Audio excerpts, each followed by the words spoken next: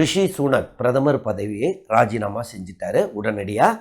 இப்போ புது பிரதமராக கீர் ஸ்டார்மர், அவர் யாருன்னா லேபர் பார்ட்டியோடைய தலைவர். 14 வருடங்களுக்கு பிறகு லேபர் பார்ட்டி வந்துட்டு ஆளுங்கட்சியாக மாறியிருக்கு. இப்படிப்பட்ட இமாலய வெற்றிக்கு இன்னொரு முக்கிய காரணம் வெறும் லேபர் பார்ட்டி மட்டும் இல்லை, கன்சர்வேட்டிவ் பார்ட்டி தான். இன்னையிலிருந்தே ஆரம்பிச்சிட்டேன், நம்ம உடனடியாக வேலை செய்யணும், வெறும் நம்ம கட்சின்றது ரெண்டாவது தான், மக்கள் தான் முக்கியம் அப்படின்ட்டு ஒரு நல்ல ஸ்டார்ட், நல்ல ஸ்பீச் தான் கொடுத்துருக்காரு. ஆனால் அவர் ஃபேஸ் பண்ண போகிற சேலஞ்சஸ் என்னன்னு பார்த்தீங்கன்னா,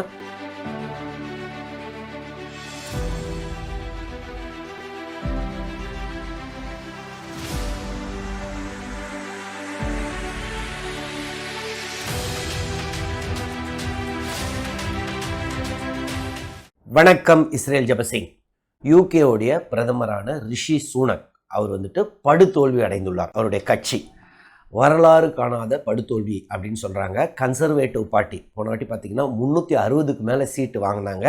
இப்போ பார்த்தீங்கன்னா வெறும் 121 சீட்டு தான். ஸோ ரிஷி சுனக் பிரதமர் பதவியை ராஜினாமா செஞ்சிட்டாரு உடனடியாக. இப்போ புது பிரதமராக கீர் ஸ்டார்மர், அவர் யாருன்னா லேபர் பார்ட்டியோடைய தலைவர்.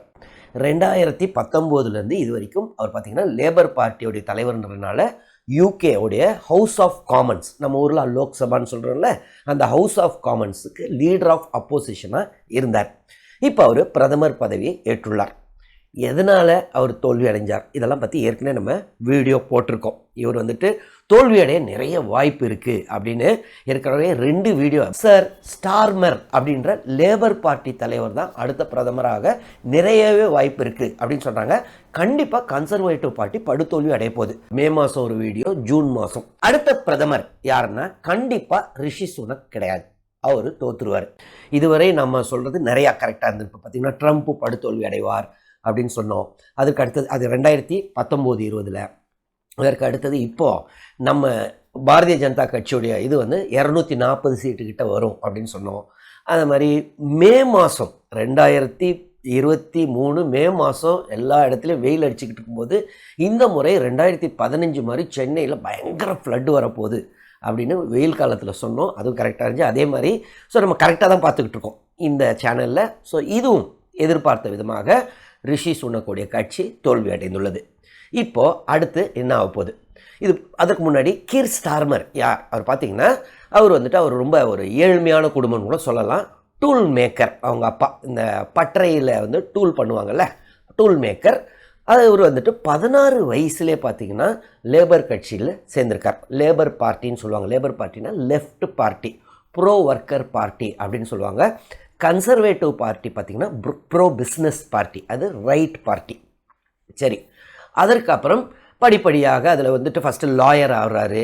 அதுக்கப்புறம் இப்படியே போகிறவர் கடைசியில் 2015 தான் முதல் முறையாக அவர் எம்பி ஆகிறது. எப்போன்னா 2015. ஸோ அது வரைக்கும் அவர் இதிலே இல்லை. அப்பையும் 2015 அவர் ஒரு பேக் பெஞ்சர் தான், யாருக்கும் பெருசாக அவர் தெரியாது, பின்னாடி தான் உட்காந்துருப்பாராம். 2019 திடீர்னு லேபர் பார்ட்டி எதிர்பாராமல் அதாவது படுதோல்வி அடைஞ்சிட்டு இருந்தாங்க. அந்த படுதோல்வி நம்பர் எவ்வளோன்னு பார்த்தீங்கன்னா 211 சீட்டோ என்னமோ. ஆனால் இன்றைக்கி இவங்களுடைய சீட்டு யார், கன்சர்வேட்டிவ் பார்ட்டி 121 சீட்டு தான். ஸோ அந்த 211க்கு உடனே அப்போ லேபர் பார்ட்டி லீடர், அவர் தான் பிரைம் மினிஸ்டர் கேண்டிடேட்டாக அவர் ஜெரேமி கார்பெட், அவர் வந்து ரிசைன் பண்ணிடுறாரு லேபர் பார்ட்டி தலைவராக. அப்போ யாரை கொண்டு வரலாம், ஏன்னா அடுக்கடுக்காக லேபர் பார்ட்டிக்கு தோல்வி. அதனால் சரி, அப்போ தான் கீர் ஸ்டார்மரை வந்து கொண்டு வராங்க. கீர் ஸ்டார்மர் அதற்கப்புறம் இப்போ லீடர் ஆஃப் அப்போசிஷனாக ஆறாரு. எங்கள் பிரிட்டிஷ் ஹவுஸ் ஆஃப் காமன்ஸில் 650 seat total house of commons. So 326 seat இருந்தால் அவங்க மெஜாரிட்டி வரலாம். இப்போ பார்த்தீங்கன்னா 412 சீட்டு ஜெயிச்சிருக்காங்க. ஸோ இமாலய வெற்றின்னு சொல்லலாம். 14 வருடங்களுக்கு பிறகு லேபர் பார்ட்டி வந்துட்டு ஆளுங்கட்சியாக மாறியிருக்கு. ஸோ இது முழுக்க கிரெடிட் பார்த்திங்கன்னா எஸ் கீர் ஸ்டார்மருக்கு கொடுக்கலாம். ஏன்னா அவர் வந்த உடனே கொஞ்சம் கொஞ்சமாக அந்த கட்சியுடைய இதை மாற்றினார். என்னென்னா டோட்டலாக லெஃப்டாக இல்லாமல் லெஃப்ட் சென்டருக்கு கொண்டு வந்துட்டார். அதாவது கொஞ்சம் ப்ரோ பிஸ்னஸ்ஸு, கொஞ்சம் ப்ராக்டிக்கலாக கொண்டு வந்துட்டார்னு வைங்களேன். அதனால் லேபர் பார்ட்டியோடைய அக்செப்டன்ஸு இன்னும் ஜாஸ்தி, நிறைய மக்கள் வந்து அதை அக்செப்ட் பண்ண ஆரம்பிச்சிட்டாங்க. ஏன்னா டோட்டல் லெஃப்ட்லேருந்து சென்டர் வந்தனால, ஏன்னா அது ப்ரோ பிஸ்னஸ்ஸு அந்த மாதிரி. அதே சமயத்தில் அவருடைய கட்சியுடைய கோர் ஓட்டர்ஸே ஒரு சிலர் அதிருப்தி இருந்தாங்க. ஏன்னா அது ப்ரோ ஒர்க்கர் பார்ட்டி, அதான் லேபர் பார்ட்டி பேரே லேபர் தானே. ஸோ ப்ரோ பிஸ்னஸ்ஸு, நான் டேக்ஸ் எல்லாம் இன்க்ரீஸ் பண்ண மாட்டேன், இந்த மாதிரி நிறைய வாக்குறுதிகள் கொடுத்தாரு. இருந்தாலும் ஒரு வின்னிங் ஃபார்முலாவை கொண்டு வந்து அவர் ஜெயிச்சு காட்டிட்டார். 412 சீட்டு ஜெயிச்சிட்டார். இப்படிப்பட்ட இமாலய வெற்றிக்கு இன்னொரு முக்கிய காரணம் வெறும் லேபர் பார்ட்டி மட்டும் இல்லை, கன்சர்வேட்டிவ் பார்ட்டி தான். ஏன்னா கன்சர்வேட்டிவ் பார்ட்டி மேலே அவ்வளோ ஒரு அதிருப்தி இருந்துச்சு மக்கள் மேலே. தொடர்ந்து 14 வருடமாக அவங்க தான் ஆட்சியில் இருக்கிறாங்க. ஸோ அவங்க மேலே பயங்கர நம்பிக்கையை வச்சு வாக்களித்தார்கள் யூகே மக்கள். ஆனால் பார்த்தீங்கன்னா கன்சர்வேட்டிவ் பார்ட்டி டெலிவரே பண்ணலை அப்படின்றாங்க அவங்களுடைய ப்ராமிசஸை. குறிப்பாக பிரெக்சிட் அப்படின்னு சொல்லுவாங்க. பிரிட்டன் வந்துட்டு எக்ஸிட் ஆனது எதுலேருந்து? யூரோப்பியன் யூனியன்லேருந்து. எதற்காக எக்ஸிட் ஆகிறாங்க அப்படின்னா நம்மளுடைய ட்ரேடெல்லாம் வளரும், இன்னும் நல்ல அன்எம்ப்ளாய்மெண்ட்லாம் கொஞ்சம் கொஞ்சமாக குறைய ஆரம்பிச்சிடும், பயங்கரமாக டெவலப்மெண்ட் ஜிடிபி குரோத்லாம் வரப்போகுது, இமிக்ரேஷன்லாம் பயங்கரமாக குறைய போகுது, இந்த மாதிரி நிறைய வாக்குறுதிகளோடு வந்தாங்க. ஆனால் அவங்க டெலிவர் பண்ணலை. இருந்த லாஸ்ட் எலெக்ஷனில் பார்த்தீங்கன்னா 364 என்னமோ இவங்களுக்கு கன்சர்வேட்டிவ் பார்ட்டிக்கு மக்கள் வாக்களித்தார்கள். ஆனாலும் பார்த்தீங்கன்னா அதுக்கப்புறம் அடுக்கடுக்கா போரிஸ் ஜான்சன் இருந்தார். அப்புறம் ஒரு ஸ்கேண்டல்னா பெரிய ஸ்கேண்டலில் பார்ட்டி கேட்டுன்னுவாங்க. அதாவது அவர் கோவிட் டைமில் பார்ட்டி வச்சுருந்தார், லிக்கர் பார்ட்டி அது இதெல்லாம். அப்போ எங்களெல்லாம் லாக்டவுன் பண்ணிவிட்டு நீ மட்டும் பார்ட்டி வச்சியான்னு உடனே அவர் ஸ்டெப் டவுன் பண்ணி அவங்க பார்ட்டியில் இருந்து தான் இப்போ ரிஷி சுனக் இருக்கிறாரு. நடுவில் அந்த ட்ரஸ்ன்னு ஒருத்தர் இருந்தாங்க, ஷார்ட்டஸ்ட் டைம் பீரியடுக்கு ஒரு 49 நாள் பிரைம் மினிஸ்டராக இருந்தாங்க. அதுக்கப்புறம் ரிஷி சுனக் வந்தார். ஸோ அந்த அதிருப்தி தான். ஏற்கனவே வந்த லோக்கல் பாடி எலெக்ஷன்ஸ் ஏப்ரல் மேலே நடந்துச்சு. அப்பயே எல்லாருக்கும் தெரியும் படுதோல்வி அடைய போது கன்சர்வேட்டிவ் பார்ட்டின்னு. ஏன்னா அதிலே பார்த்திங்கன்னா லேபர் பார்ட்டிக்கு நிறைய ஸ்விங் இருந்துச்சு. எதெல்லாம் கன்சர்வேட்டிவ் வச்சுருந்தாங்களோ அதெல்லாம் லேபர் நிறைய இடத்துல ஜெயித்தாங்க. கடைசியில் நேற்று எலெக்ஷன் ஜூலை 4 வச்ச எலெக்ஷனில் பார்த்திங்கன்னா இமாலய வெற்றி சிட்டிங் மினிஸ்டர்ஸ், கன்சர்வேட்டிவ் பார்ட்டியுடைய சிட்டிங் மினிஸ்டர்ஸே நிறைய பேர் தோல்வி அடைந்துள்ளார்கள். ரிஷி சுனக்கே ஒருவேளை அவருடைய கான்ஸ்டிடியூவன்சியில் தோத்தாலும் தோற்றுருவார் அப்படின்னாங்க. ஆனால் அவருடைய கான்ஸ்டிடியூவன்சியில் ஓரளவு ஜெயிச்சிட்டார். ரொம்ப பெரிய மார்ஜின் கிடையாது, ஆனால் ஜெயிச்சிட்டார். ஆனால் அவருடைய கட்சி பார்த்திங்கன்னா இப்போ 121 சீட்டு, 364 121 சீட்டு. ஸோ ஒரு மிகப்பெரிய கேள்விக்குறியாக தான் ஆயிருக்கு அவங்க கட்சிக்கே. சரி, இப்போது இவர் பயங்கரமாக டெலிவர் பண்ண போகிறாரா கீர் ஸ்டார்மர்? ஃபர்ஸ்ட் ஆஃப் ஆல் அந்த நம்பிக்கையோடு தான் மக்கள் அவருக்கு வாக்களித்துள்ளார்கள். ஆனால் அவர் ஃபேஸ் பண்ண போகிற சேலஞ்சஸ் நிறைய இருக்குங்க. ஆனால் இன்றைக்கே சொல்லிட்டாரு, இன்னையிலேருந்தே பதவி ஏற்றாரு. நேற்று எலெக்ஷனு, இன்றைக்கி கவுண்டிங் முடிஞ்சது, உடனடியாக அவர் ரிசைன் பண்ணிட்டார் ரிஷி சுனக்கு. கீர் ஸ்டார்மர் பதவி ஏற்றுட்டாருங்க. அவ்வளோ குயிக்காக நடந்திருக்கு. என்ன சொல்லியிருக்காருன்னா, இன்னையிலேருந்தே ஆரம்பிச்சிட்டேன், நம்ம உடனடியாக வேலை செய்யணும், வெறும் நம்ம கட்சின்றது ரெண்டாவது தான், மக்கள் தான் முக்கியம் அப்படின்னு ஒரு நல்ல ஸ்டார்ட், நல்ல ஸ்பீச் தான் கொடுத்துருக்காரு. ஆனால் அவர் ஃபேஸ் பண்ண போகிற சேலஞ்சஸ் என்னன்னு பார்த்தீங்கன்னா, இப்போது அவங்களுடைய எக்கனாமிக் சிச்சுவேஷன் படுமோசமாக இருக்குது யூகேக்கு.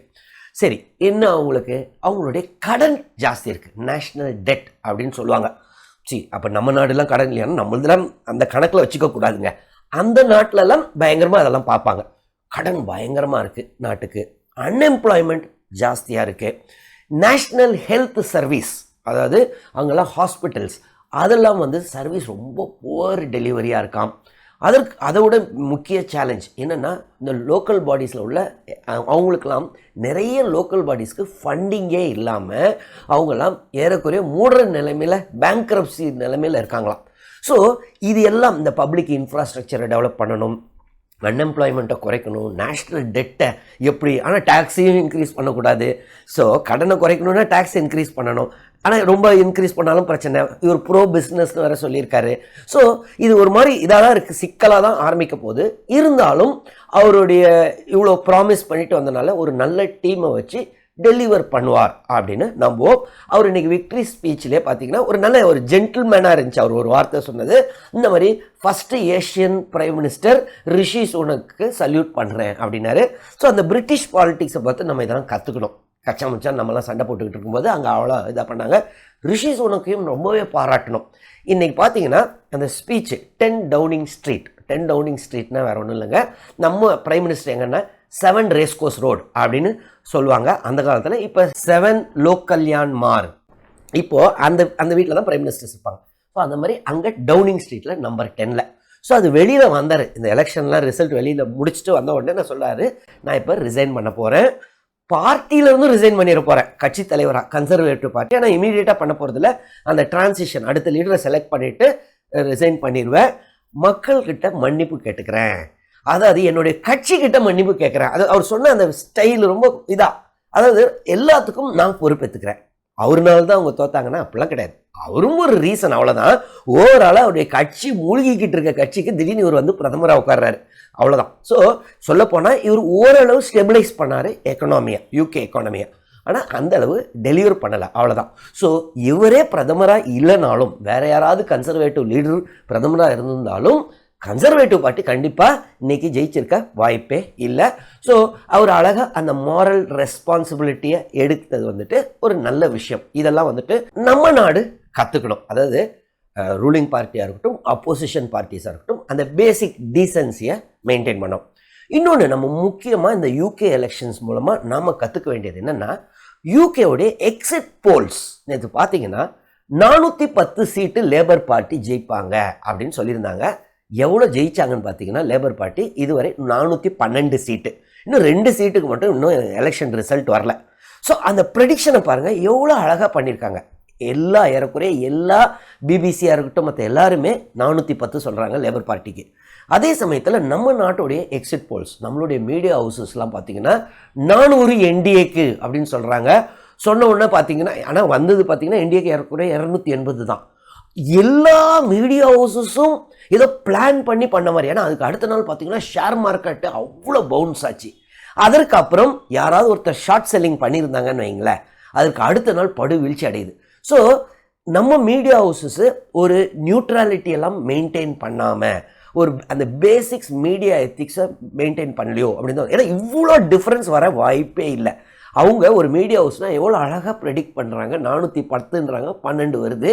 இங்கே 400 என்டிஏக்குன்றாங்க, 280 வருது. ஸோ அப்படின்னும் போது நம்ம மீடியாவும் அது வந்து 4th பில்லர் ஆஃப் டெமோக்ரஸி, அது இண்டிபெண்ட்டாக இருக்கணும்.